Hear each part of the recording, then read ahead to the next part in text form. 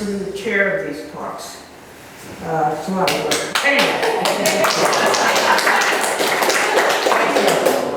So let me introduce Judy. After 30 years as a public educator who loved taking her students on field trips, Judy, along with her husband Mark, went on ultimate field trip. In October of 2005, aboard their 42-foot sailboat named the Windbird, they sailed out of Boston Harbor. 6 years later, they sailed into Woods Hole on Cape Cod, having logged almost 39,000 miles. They visited 36 countries on 5 continents. Judy will describe herself as a reluctant sailor and wasn't sure when she left Boston that she would make it all the way around the world. But make it she did. Unfortunately, before Mark's death in 2016, they sold their beloved Windbird. But Judy continues to take field trips with her grandchildren and has now logged more sea miles aboard the Windbird as a guest crew member. Welcome. And I'm going to try my best to get us around the world in the next 45 minutes. It actually took us 1,655 days. But before I start, I just want to say a couple of things. People always ask me, did scary things happen? And of course they did. But, and myself being a truly reluctant sailor, I thought I could never make it through those things. But the experience was so wonderful that anything bad that happened is long gone from the memory. And the other thing, people also ask, did you really sail every day for 5 years, 5 3/4 years, it was almost 6 years. And I'll just say the answer to that is no. The first 2 years we spent in the South Pacific, and getting to the South Pacific and getting across the South Pacific. But the first 421 days we sailed that whole time, stopping in countries, islands to visit. And it took us 421 days to get to New Zealand. You have to get out of the South Pacific for the cyclone season, just like here. So we spent 6 months at a dock in New Zealand, came home for the birth of our first grandchild, went back and saw New Zealand by land, and then spent another year in the South Pacific. And this time we went far enough north in Australia to get out of the cyclone season. And then from then on, it was pretty much full-time sailing. We did come home for the birth of our second and third grandchildren. My son and my daughter coordinated somehow that one was in Woods Hole, one was in New Mexico, and they had babies a month apart so that we could be home for both of them. So anyway, here we go, around the world. You want to share? It was one sailboat, 42-foot Tiana. This is a view of Windbird from, is that in total focus? Is that better? Yeah, that's good. It was one sailboat, but you see the dinghy. The dinghy is your transport to land and is an absolute necessity, so really I guess it's 2 months. There were 2 people, my husband and myself. Family visited from time to time for short periods, but most of that was they would arrive somewhere, do land travel, but all the time we usually sailed alone. And as Kathy already said, she went through the details of how many countries and oceans and continents that we visited. This map shows the total trip. And if you start in the middle, I'm going to sit down for a minute so people can see. But if you start up here with the red rectangle, that's Boston. We went down through the Caribbean, the Panama Canal, to the Galapagos. And this trip is 3,000 miles. It took us about 23 days. And as you can see, there's no other islands anywhere. Hawaii and Easter Islands are just places to go. Then French Polynesia, the Cook Islands, American Samoa, Tonga, down to New Zealand. But that was year 1. And that was the most sailing that we did in 1 year the whole time. We slowed down a little bit and visited Melanesia. We'll get to that in a little bit. Then, because Australia is so big, it took us 2 months to get just this little bit from Windbird up to Cape York and to Darwin, then Indonesia, Singapore, Malaysia, Thailand, India, and back over here.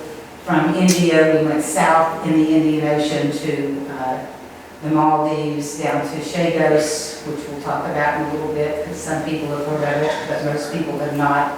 Over to Madagascar, South Africa, and back home. This stretch from Cape Town to Trinidad is 6,000 miles and took 44 days. And that is sailing day and night. So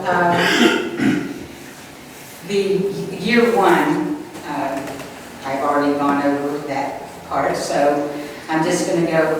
Our first major stop was in the San Blas Islands off Panama, where the Kuna Indians still live a fairly, if I stand over here? Yeah.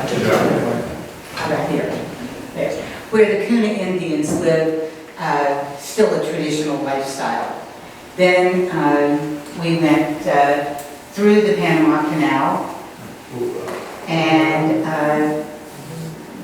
crossed the equator for the first time and got to the Galapagos.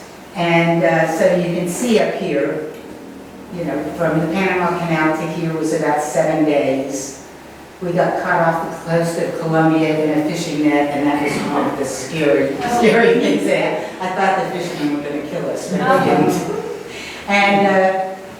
And we were able to spend 6 weeks in the Galapagos, which was fabulous. And I'm an animal lover, and so I'll just go through, you know, the giant tortoises, the blue-footed boobies and their love dance, the sea lions that when you swim with them, they mimic you. So if you dive, they dive. If you twirl, they twirl. It's fabulous. Marine iguanas, which I did not like swimming with, and land iguanas. It was mating season when we were there, and this is a magnificent frigate. They have this, it looks like a red balloon that blows up in their chest during the mating season. We were anchored right next to these Galapagos penguins, and having been a first grade teacher, I love penguins, and so swimming with the Galapagos penguins is a highlight. And even the crabs there were fabulous. But on we had to go. So here you see now the purple on the, diamond sort of shape is Polynesia. And the next place we're going is French Polynesia.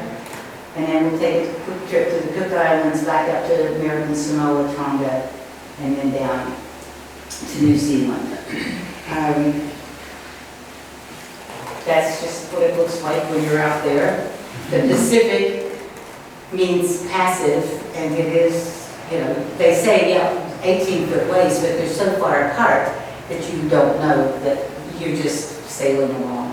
And then you're near the equator a lot of the time when you have no wind and no sea. And first stop was an island called Watu. It looks like the Garden of Eden. It has these big spires and green plants that just drip off of the spires. It's so beautiful. And it's an island that has 3 little villages. This one that you can kind of see, there's a lot of sailboats here because other people were sailing, and that's the first place you end up. There's one other little village, and then there's a village on the other side of the mountain where Thor Heyerdahl and his wife had their honeymoon. That was Watu. The Marquesas Islands are part of French Polynesia, and you can see the spires. I love, this is an island called Ulupo, and they have built their church to mimic the spires. This Nuka took us 3 hours. We got very lost getting to the base of that waterfall, but we got there. In the Marquesas, anywhere you go, as you walk into the outback, you find the old mares. Those are the stone sacrificial platforms where people were sacrificed. And the teepees, and it was delightful to walk and you come upon these here and there, everywhere if you're adventuresome. The dancing was fabulous. Of course, there was 150 years when the missionaries that came into the South Pacific banned song and dance. And so these days, it's in the 40s, 1947, 49, when French colony, there was a political change, and it's now once again allowed. And people there dress like we do, live like we do, but they have these festivals every year that are just fabulous, and that's when you see this. That's what I think of when I think of Tahiti. Tahiti does not have white sand beaches except at the Intercontinental Hotel at the Inn. And there's a little part called Tahiti that is a coral reef on the end of Tahiti, and it does have white sand, but the rest of it's black sand. But the flowers are just gorgeous. And this is the modern city of Papeete in Tahiti. The red rectangle here is where Captain James Cook anchored his 2 boats that came in there, 2 ships. It's where the HMS Bounty, before it was mutiny, was anchored. But you see the black sand beach. It's not what I think of when I thought of Tahiti before I sailed. This was the Tahiti National Ballet. This is their ballet.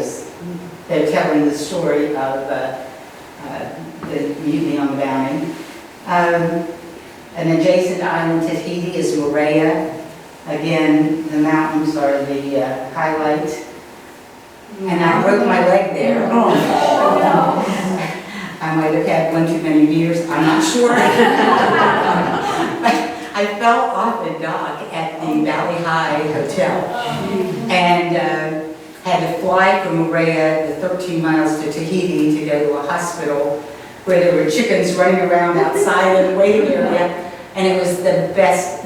It cost $300 total for 2 months of care in French Polynesia, plus the x-rays and the casts, and I couldn't pay for it because I wasn't French. So 2 years later, I think I got a bill for the $300. I finally paid them. But I kept sailing. It was tricky, but we kept on. So this is Bora Bora. It is a beautiful island. The water inside, when you come inside the reef, is this color that is just magnificent. It's got white sand on the bottom and it's shallow, that's why it's that color. We were there during something called Haiga, which is a summer festival. Everyone on the island has to participate, and these are high school students. Every student, in the back of the dancers, there would be 60 of them on the field, and I'm standing there with one leg with my camera trying to video this. And but they were just phenomenal. And the guys danced too. They were some friends from Concord, New Hampshire came to visit us in the Cook Islands, and they had a 13-year-old son, and he was so excited. We went around in a pass coming into this island, and I got on the radio and I'm like, is there anyone inside that can help us? We were in a narrow pass with reef on either side, and we were aground because we misjudged the tide. And about 7 minutes later, this deep voice comes on the radio and it says, "To the vessel in distress, to the vessel in distress, this is Survivor." And the 13-year-old goes, "Survivor!" They were there filming a Survivor session, and they had these 2 big bombards that came. They turned us right around and got us back out. And I've never seen Survivor, but someday I want to see the one they did. And, this is Cataumet, it's called. This is American Samoa. What a beautiful, beautiful country. Well, it's a territory of the United States. This is the entrance to the harbor. This is the harbor as seen from Rainmaker Mountain, and it's called Rainmaker Mountain because for years, until about the past 10 years, it had more rain than any place else in the world. Now there's 2 other harbors that challenge that. But There's so many plastic bags on the bottom of the harbor that your anchor doesn't hold very well. So we had some exciting times there, but we stayed almost a month because the island is so beautiful. They have McDonald's, of course. Aloha means welcome. There's the black volcanic rock along the coastline, and the waves come in. I'm sitting at a friend's, like a little seat beside the ocean, and you're totally protected when you're watching this beautiful scene in front of you. This is just one of the many churches. Churches are the mainstay of every community and every island we visited, but especially in American Samoa. This is Samoa, which is it's a totally separate country. This is the home of Robert Louis Stevenson, where he spent his final years. It's called Villa Vailima. Vailima is, I am a beer drinker, and Vailima is the beer of Samoa, and it is the best I have around the world. Samoa. And I was determined I was going to get to the top of the mountain to see the tombstone. I wasn't going to be there without seeing Robert Louis Stevenson's tombstone. So by this time, I was 6 weeks along, and my son had brought a Velcro. I could take the cast off and wear this Velcro thing, and I was able to get up there. And he wrote his own requiem, Home is the Sailor, Home from the Sea. After Samoa was down to Tonga, and Tonga is a kingdom, it still had a king. We were greeted, the humpback whales in the Pacific Ocean raised their babies mostly in Tonga. There's a huge population of humpback whales. And this is a mother and her baby. But when we got to land, everybody's dressed like this. And I'm like, oh, is there a dress code here? And what we found out is the king of Tonga had died a month earlier. And this is the dress of mourning, and everyone is required to dress this way. The red scarves are just representing the women of the Methodist Church, and they mostly ran the town. Anything you needed, you go to them. But the new king, which was the brother of the old king, came, and we were all the sailors that were there were invited to the church to meet the new king. And one of the most beautiful things I heard around the world was this congregation just all of a sudden starts singing the Hallelujah chorus in 12-part harmony with nobody directing, and I'm sitting there in amazement. And that was their welcome to the new king. And after he spoke, then we could start singing and dancing and feasting, because that hadn't been allowed the whole time we were there. And this is just us with some of our sailing friends.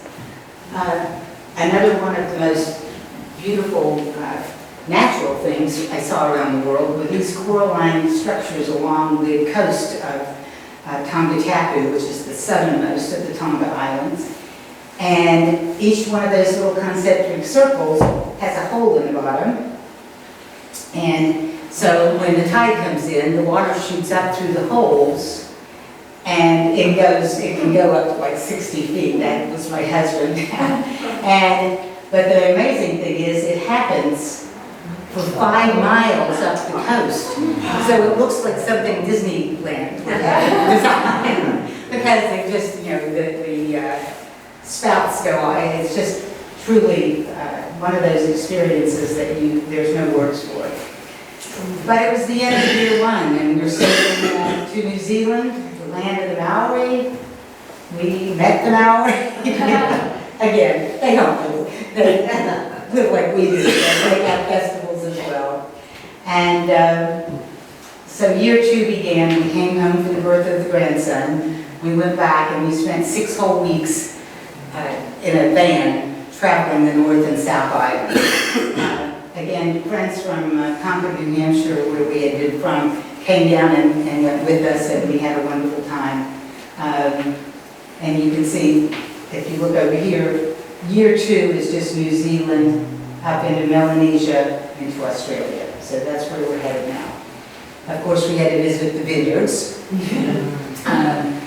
And of course, there are sheep, and often you can't go. Like you can see the windshield wiper. The sheep are blocking the way.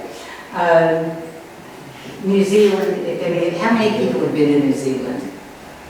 Well, then you can testify. It's a beautiful country, but the mountains, Franz Joseph, this whole area is just gorgeous. And this was, of course, boaters get on another boat to see Norfolk Sound. All around the world, we were always getting on another boat of some kind to see. And that's Norfolk Sound in the South Island. And again, this was the evening we did, this is the evening we sailed out of New Zealand. Way out there somewhere, right there, is a boat from Germany. They left just before us, and I was trying to get a picture, but it was too late. So now we're going to be in Melanesia. We're going to Fiji first, Vanuatu, which some of you met. During World War II, Vanuatu was New Hebrides, and we had a lot of servicemen stationed there, but now it's Vanuatu. And then we went to New Caledonia, which is a very French island, and then over to Windbird. So here we go. Now, we're in the South Pacific, and the closer you get to Antarctica, of course, the rougher it gets. And this is about at the 40th latitude, and it was rough. So the trip from New Zealand, even though we had done the best planning we could, was a bit of a rough one. But we got there. This is Fiji, very British still in its traditions. They have McDonald's there. And the first day we were in Suva, which is a big city, I'm walking down the street. Mark and I were walking down the street, and these people, these guys, and you guys were coming up going, "Bula, bula, bula." And I'm like, we were really a little afraid. We didn't know, and they're just welcoming us. I have to say, Fiji was the most welcoming, friendliest place that we visited in this world. And this is just an example. And the smiles, this was everywhere we went. And of course, being a teacher, I visited schools in Fiji. When the bell rings in the morning, every kid has to line up, and they have to show their fingernails, and if they're dirty, they have to go home. And if they don't have a white handkerchief in their pocket, they have to go home. And they get it when they come back. And that's the first thing that happens every morning in all of the schools that I visited. Most of our time in Fiji was spent in the dinghy and underwater. And this is where I really learned, I would write home to my daughter and say, "I am so exhausted. I had to snorkel twice today, 3 hours in the morning and 3 hours in the afternoon." And she said, "Oh, poor you." I couldn't get out of the water. I loved it. I started studying fish like I studied everything on land. And these little anemone, I wanted to see Nemo, but I wasn't finding Nemo. I was finding other anemone fish, but Nemo comes in a little later. We left Fiji after weeks. I mean, we must have spent at least 6 weeks there.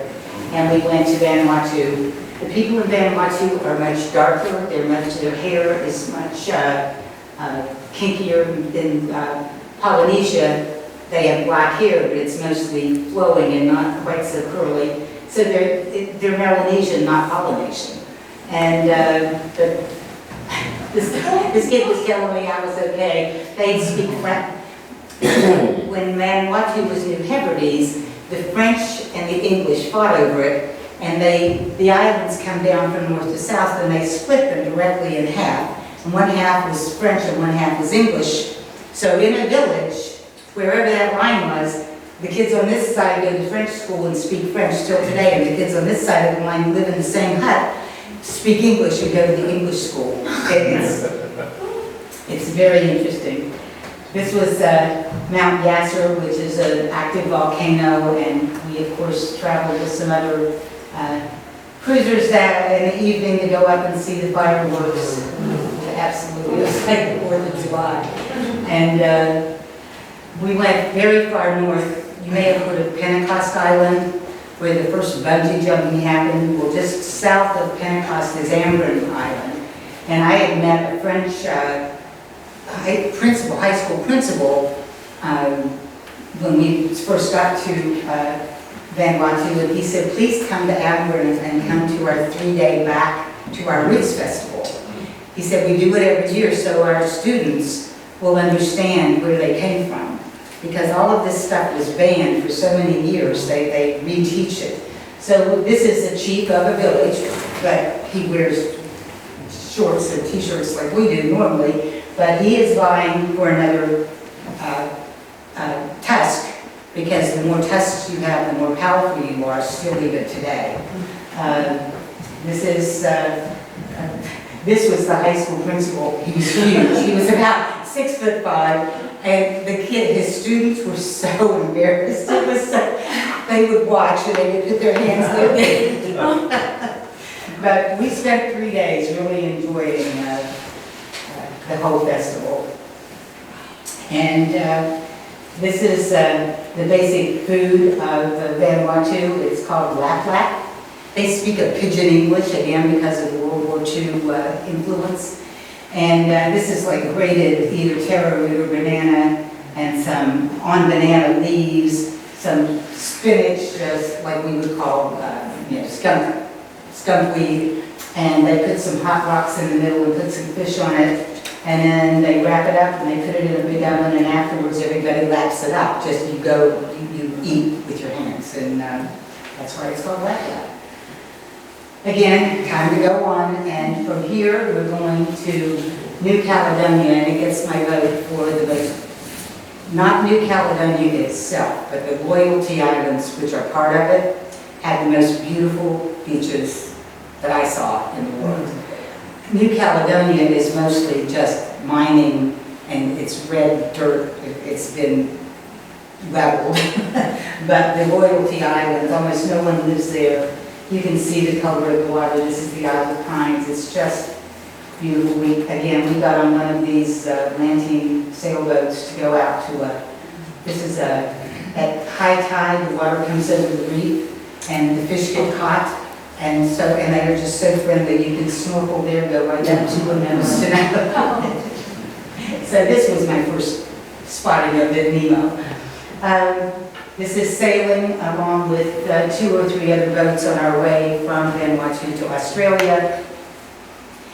And that brings us to year 3. We're almost halfway through. Totally different experience going up the coast of Australia to Indonesia and on to Malaysia. And if you see over here, this was the trek we took. This is what the water looked like as we're sailing up the coast. We stopped in Cooktown, and of course they were having a Captain Cook festival. And I love the way people bring their horses right up to the bar. And the guys reenacting were drinking beer in the streets because it's Australia.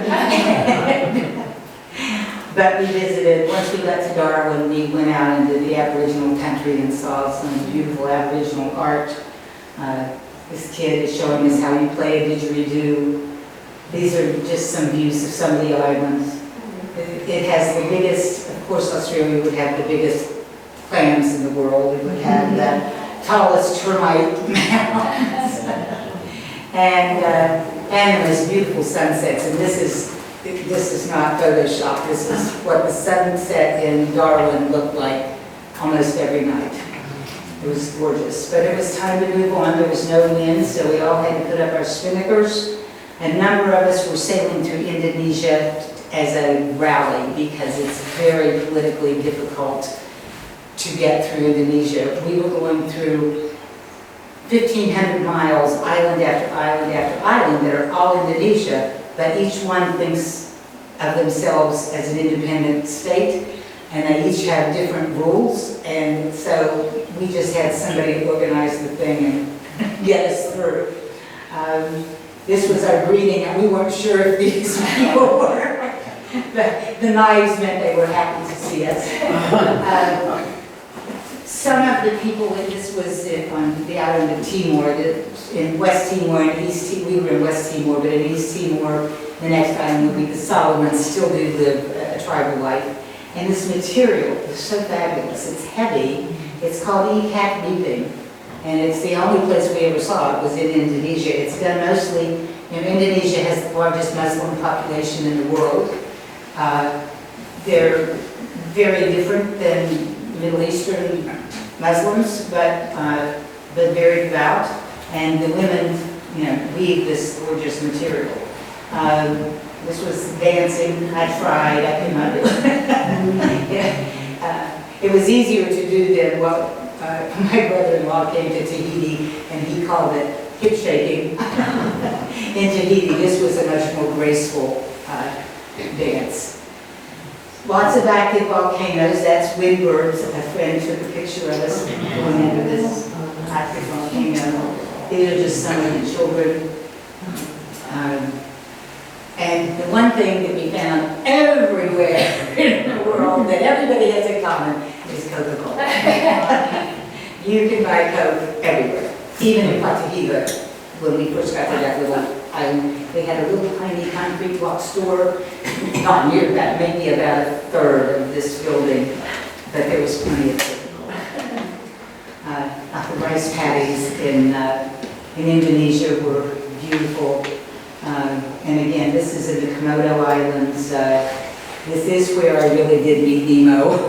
I jumped in the water. I'm like, yes! And beautiful soft coral. These are called palette fish because it's supposed to look like an artist's palette. We went with a group looking for Komodo dragons, and we found them. Wow. It was mating season for Komodo dragons. You have to be careful. The guide carries a stick. This is where you should walk tall and carry a big stick. Well, he carried the stick and we stayed behind him. And from the Komodo Islands, we went to a few more islands. Then we are in Bali. So, because of work in history, Bali is Hindu, and all of the rest of Indonesia is Muslim. So, Bali is totally different. Everything is decorated. The little offerings on the street every morning, flowers on steps of hotels and restaurants everywhere. The temples, the Hindu temples were just fabulous. Like I said, everything's decorated. The dancers were decorated. This was bulls were pulling through the mud, but even they are decorated. My son and his wife came to visit us there and this is a Buddhist temple. I don't know where that came from in Bali, but they found it. And they were going to sail with us to the island of Borneo. My son had my same love of orangutans, and we wanted to see the orangutans. So this is Borneo. Borneo is part Malaysia, part Indonesia. And we were going to the southern Indonesia part. We got on a riverboat. We anchored our boat, had to have somebody watch it, and then we took a 3-day trip up the river to the Tanjung Pudding Reserve. Now, in 1971, this is my National Geographic. This is how much I love orangutans. So, Dr. Brute Gallipas was a young woman back then, and she went to Borneo, to this place on the river, to save the orangutans that were being run out of the forest because they were deforested back then, as they still are today. And I kept track of her. This is Pan. That's my son and his wife. In 1980, this was Brute Gallipas' son, and an orangutan they named, she and her husband, who was a photographer, named Princess. And I followed this all those years. And I got to meet Princess. This is Princess, and she speaks sign language. And this was, I think, her last baby. But the baby, well, the 14-year-old that my son and his wife were holding hands with, is a 14-year-old named Pan. So if the mother's name in this place starts with a P, all of her children are named with a P. So Pan and Mrs. Putra. So that part of the world kind of all melds together. So we go from Borneo up to a couple more Indonesian islands to Singapore, and then we're going to Malaysia and Thailand. Well, if you look at the map, what we're doing is just all right in this, we're not going very far. In these 2 years, it took us to not go very far. This is what we saw in Singapore, and we're like in absolute shock, because all we've seen, for 3 years is beauty, and we thought, oh, we're not going to stay here very long. Well, we fell in love with Singapore as well. If you're in Singapore, it was our anniversary. We had to go to Rappies to have a Singapore sling. Back then it cost $27.50, but it was our anniversary. That is the Raffles Hotel. We loved Little India, was our favorite part of Singapore, and it was the festival time, and there would be sometimes thousands, 10,000 people in the streets. It was totally safe. There was never a policeman anywhere, and we just kind of jammed in with the people and enjoyed it. And there's Hindu temples, there's mosques, there's Chinese temples, there's Buddhist temples. Singapore's a fantastic city.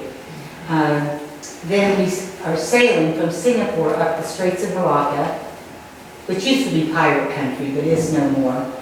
And we didn't make too many stops in Malaysia. It wasn't our favorite place. But we had an island right here that was in Malaysia called Langkawi, and we could keep the boat there. It was totally safe. It was offshore, and we could fly home from there and then come back and go to Thailand and then come back. So we did that for 2 years. This is Thailand, the Phang Nga Bay. This is like, you can anchor. This place had moorings, but you could go right up to the wall. It goes straight down. They're limestone karst, they're called. And this was in Goldfinger, that karst, the little skinny one. Maybe I've seen Goldfinger, but someday I'm going to have to watch it and see if I really see this. But they told me that's called the James Bond karst. But you can see how beautiful they are. People come to this beach, Railay Beach, to try to climb this. And they get there by they're called long tails because of the long prop and shaft, and that's what brings the tourists there. Our daughter and son-in-law that live in Falmouth today brought our first grandson for his second birthday, and he got to ride on an elephant for his, which is a questionable thing to do, but for his second birthday, he got to do it. He became captain for a while and told his grandfather where to go. And he hasn't changed a bit. He's 15 now. And finally, year 5, Thailand to South Africa.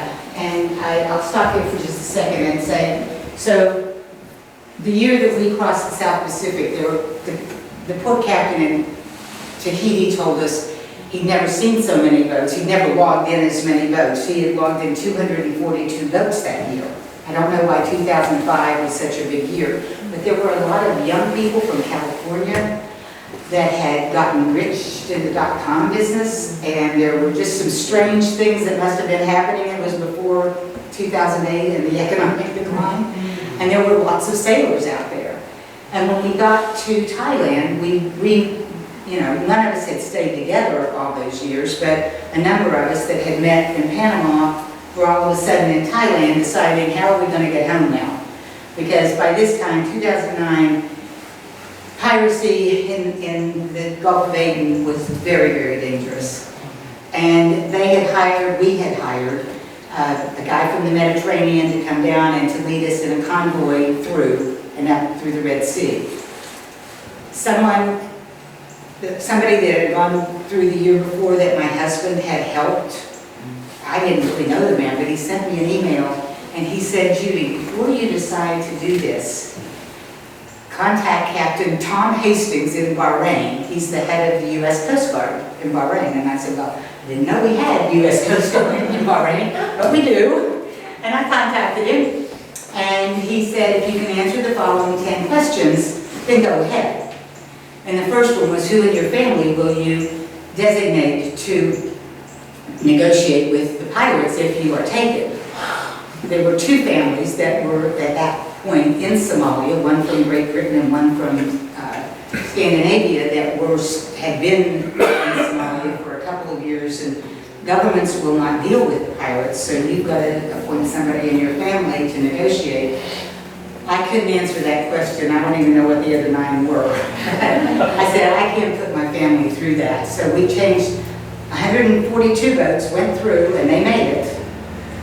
Everyone that I knew later said they wish they hadn't gone that way. We made a last-minute decision to go south through the Indian Ocean and around the Cape of Good Hope in Africa, which can be very, very dangerous, and you have to have our boat was strong enough to do that. We knew that, so we said, okay, we're going to do that. So here is the trek from Thailand. We had to go to southern India and hang out for about 6 weeks. You've got to wait for the weather every bit of this way, because the northern Indian Ocean has one weather pattern, the southern Indian Ocean has another, and we were going to be going kind of between the two, and so it had to be timed. So we stayed in India and had a fabulous time, went down to the Maldives, went to Schoolhouse. Has anybody ever heard of Schoolhouse? Well, I haven't. Have you ever heard of Diego Garcia? Yeah. It's an army, it's a U.S. military base in the archipelago of Diego Garcia in Schoolhouse. And in the 1960s, when we leased it, it's owned by the British. All of Schoolhouse is owned by the British. And the only people who lived there had been brought in. There were no endemic people. They had been brought in to have coconut plantations. And so the British could have their coconut, whatever. And but the U.S. wanted to lease Diego Garcia. It is still a very, you can't go near it. It's guarded. And it's our communications base for that part of the world is all I know, for sure. And even if you're dying, you can't go to Diego Garcia. They will come to you. You're very welcome. Yeah, they will come to you. You can't go near it. And we stayed in Schoolhouse. We were able to stay there for 2 months. The U.S. government made all of the whole of Schoolhouse, all the people had to move. They had to be moved, and it's still in world court. But, so the British moved all the people out, and so if you're a sailor, you can go there, and it's like a Robinson Crusoe experience that you can't get any other way. It has now become a marine reserve, and you can only stay 27 days, but anyway, we were able to stay there right here for 2 months, and then head south, and then over to Madagascar, and then down to South Africa. And I just need to check it. I'm doing my time. 2 minutes left. Okay, this is Windbird sailing south of, off the tip of India. One other couple was going the same direction, only one other couple was going the same direction, and so we often were sailing next to each other. We anchored right off of this city called Mourning. Crossing the street there was taking your life in your hands. There's no stoplights, you just gotta go. And look at the food. The markets were fabulous. This is all, all the spices. We went up into the mountains to a tea plantation. I've never seen a flower of a tea tree, tea bush. That's again, in the tea plantations, the trees are put there to shade, and then they grow pepper vines around the trees, and that's where our pepper comes from. We traveled by train to a Hindu festival. We were the only non-Indian people there, but we were looked after very carefully.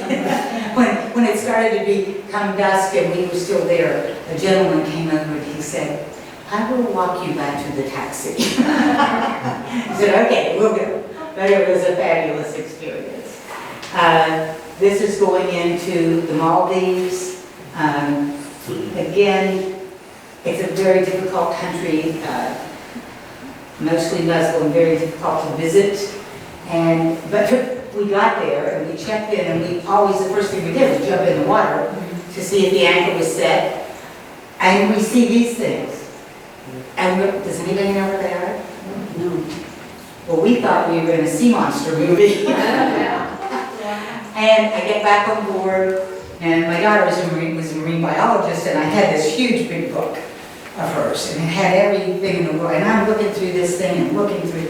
I finally found this little tiny picture. It is sea cucumbers mating. It was one of the most. The next day we went back and we couldn't find them.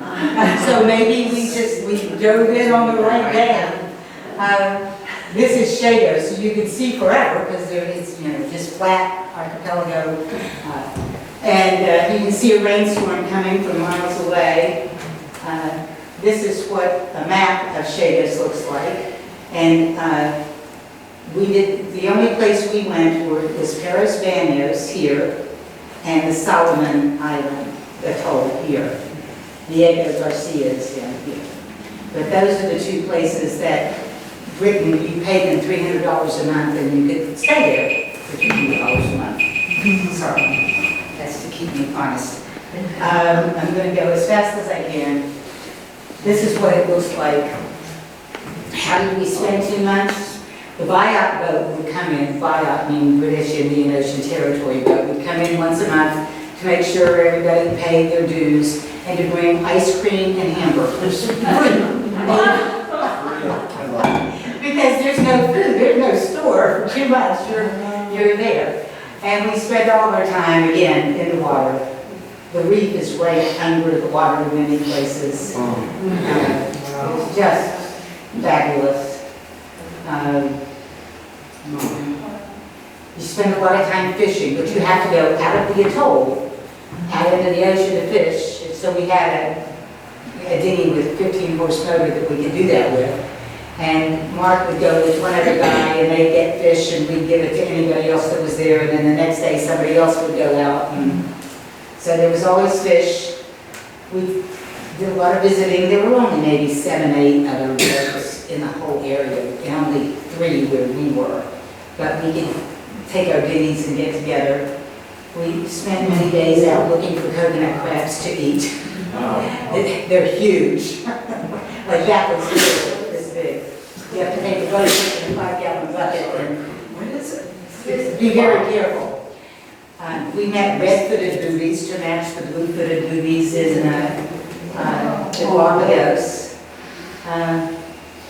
And then this is the map just to show you. So we've gone from Thailand to southern India, to the Maldives, to Chagos, and now we're headed to Madagascar. And you couldn't go to the Seychelles that year because the pirates were there. You see how close Somalia is. Yeah. And there were also pirates. This Captain Hastings kept in touch with me by email. And there's a Pemba Island is off Tanzania. They were hiding out there and going back and forth. And so we were told, if you get to Madagascar, don't let yourself drift. Go to the tip and immediately down. So we did. But there is a 7-knot current taking you north, so you have to be really careful that you don't miss the mark. And this is Madagascar. It has the largest limestone forest, they call it, in the world. Acres and acres, hundreds, thousands of acres. And it's sharp limestone, sharp, and it's called sini, which means walking on tiptoes. And you literally do have to walk on tiptoes and be very careful. But Madagascar had the beautiful white sand beaches I was looking for. It had extremely friendly people who brought food to you instead of other places where they come to you and want things. In Madagascar, they would bring you gifts. They'd bring us eggs, they'd bring us crabs, and baobab trees, which I fell in love with, plants that I'd never seen before.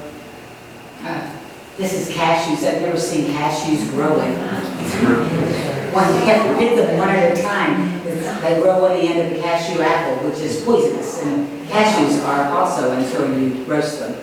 So, but the reason I really love Madagascar were the lemurs. That's the only place in the world you're going to see them, and I wanted to see lemurs like I wanted to see orangutans. So these are little swarming ones. They're all, there's 14, 15, 17 varieties, and chameleons, geckos, everything was so colorful. And again, look, this was a very high-end, an island with a very high-end resort hidden back in those trees. And behind those trees was a turtle reserve.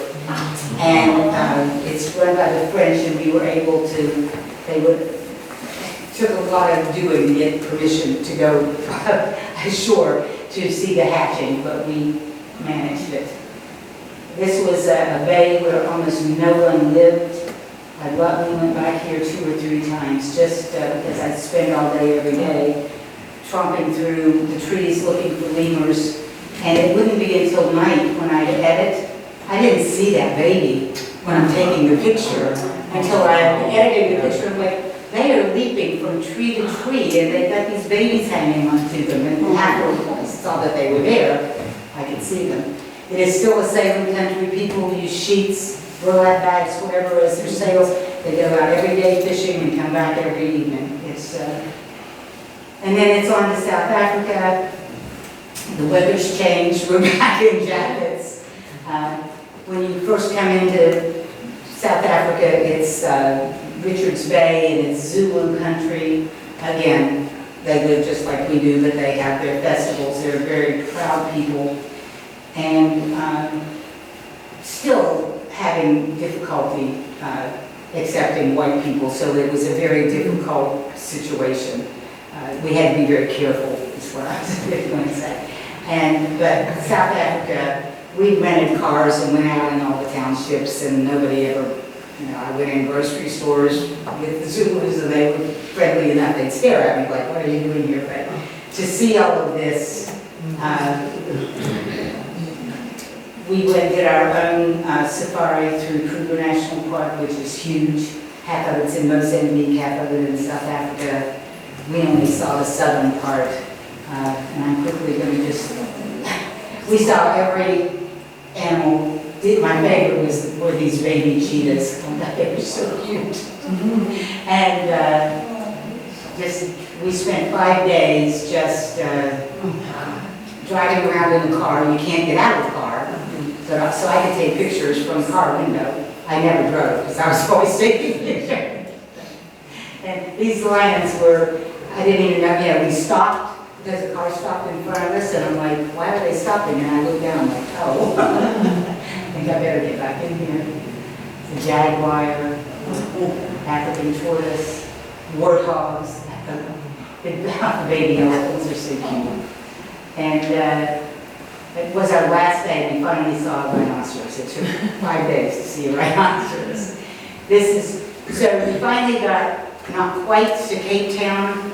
There's an old Navy base in a place called Simonstown. There's a beach there called Boulder Beach, and there's a train that goes into Cape Town. And so we did all of our sightseeing by train into Cape Town, staying in this very safe anchorage. Yacht club, well, it was docks as well.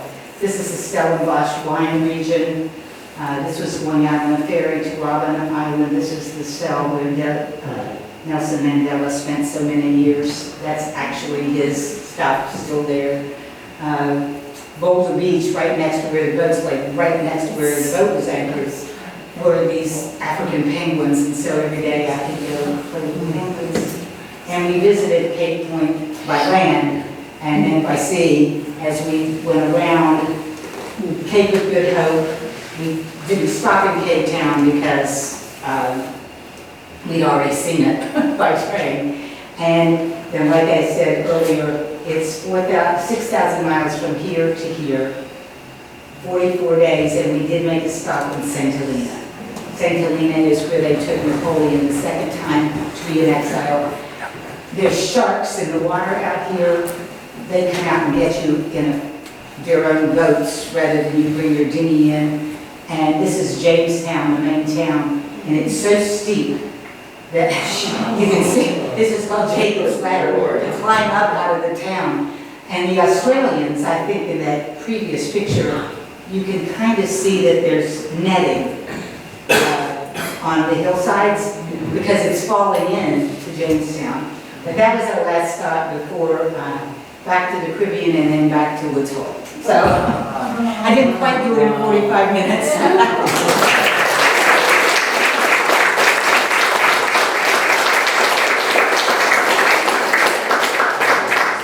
Do we have time for questions, Kathy?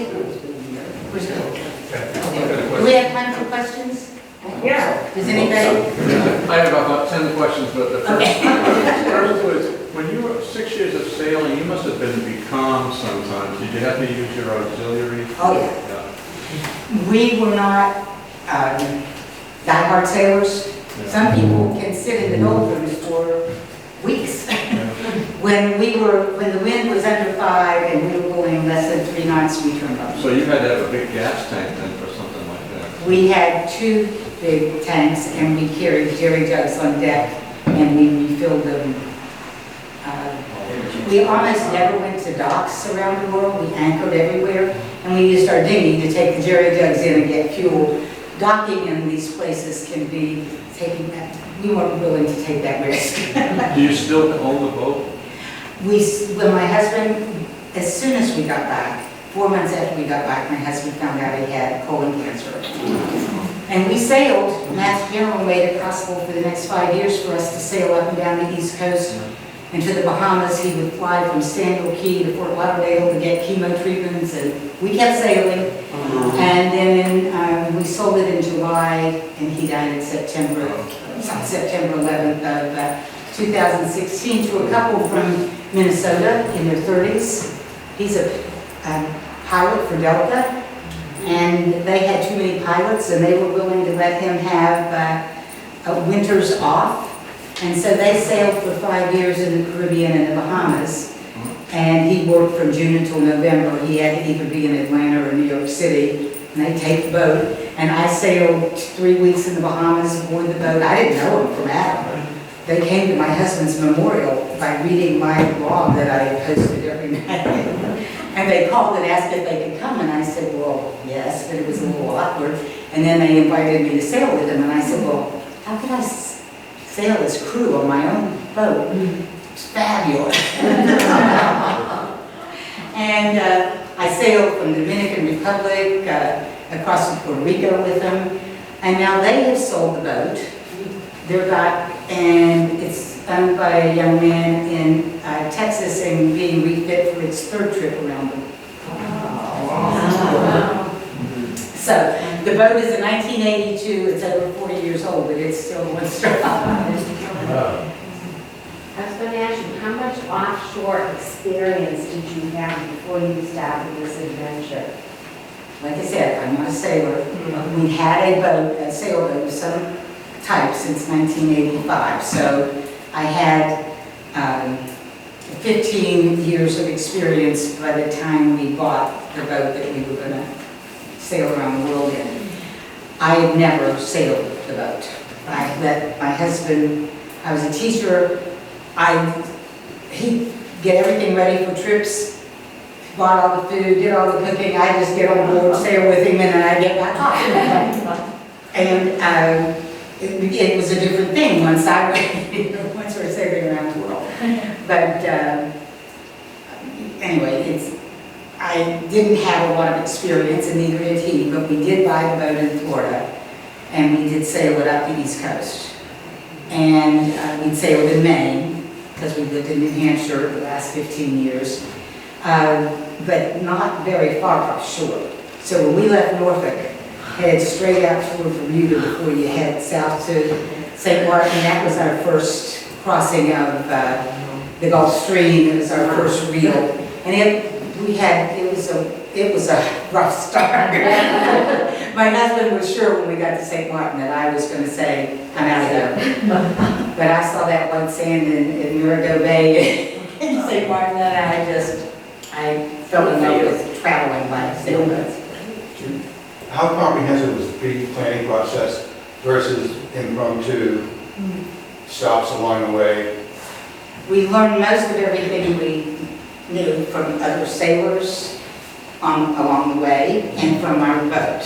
The boat, we had Hurricane Wilma was really down, headed across to Cozumel, or Mexico, and then it made a turn, and we'd already left Quissit Harbor and were heading down the coast when Wilma decided to come back across Florida and head out. So the third night out, we had 55 knot winds, and it was far enough offshore then. But I thought, I'm on watch my watch was midnight to 3, and I thought I'm either going to die or I'm not. And I was sure we were going to hit land because I didn't trust the electronic stuff yet. And I was reading Anna Karenina, and I just thought, okay, I'll do my watch every 15 minutes and I'll read in between. And when Mark got up at 3 and saw that I was reading, he said, "What's wrong with you?" I said, "Well, it calms me down." But that night, I think I became a sailor that night. I thought, oh, the boat really tells you what to do, and if you watch carefully, and I can trust these instruments, and from then on, things got a little better. So, other questions? Were there any news crews waiting for you when you returned to Woods Hole? What experience would it be if you return it be on YouTube? No, you kind of just go home and there's no. Some countries, they do greetings, but this country is not like that. And in fact, you don't even have to check into this country. No. Well, we did. Well, by the time we got back, we didn't check out. No. Nobody asked you to check out, but we did check in Puerto Rico because it's the U.S. territory, and they wouldn't let us be there unless they knew who we were. So, but our family came to Puerto Rico to greet us when we first came back to the U.S., so to speak. But other than that, there was no big fanfare. How did your teaching career work around this? Did you retire? I was 58, and my husband was 63 when we left. And because I told him I wouldn't sail with a man older than 70. And I thought it was going to take us 3 years, but just in case, I thought we should wait. Good thing we did. Yes. Any spiritual components or experiences during your trip? Well, yeah, I'm not a religious person, but I'm a deeply spiritual person. The phosphorescence at night, my watch was always on midnight, and all the horrible things always happened at midnight, but all the beautiful things always happened at midnight. And then I was back on again for sunrise every morning. And that just happened all the way around the world. So I got to enjoy the phosphorescence as your boat's going through the water and it's glistening. And you're just like taken into another world. And sunrises, I'm not a morning person. I don't know if I'd ever seen a sunrise. I'm serious in my life. The pastel colors in the mornings, no matter where you are, and meeting the people around the world and learning that we're all so different, but we're all the same everywhere we went. And I was amazed. And I think one of my most amazing experiences, there was a young Muslim woman breastfeeding her child in a park in Malaysia. And I thought, is that allowed? And she said, well, of course. Because like I said, the Indonesian Muslims I don't think that would be allowed in the Middle East. But, No. And we had a long talk, and we came to one island in Indonesia where there was a mosque and there was a Catholic church right next to it. And I asked the guy, I said, do you guys ever fight? And he said, no, we're one people. So island people, no matter what country, no matter what island, see the world differently. And I really enjoyed learning how to be that way. Anybody else? That's probably a good note to stop.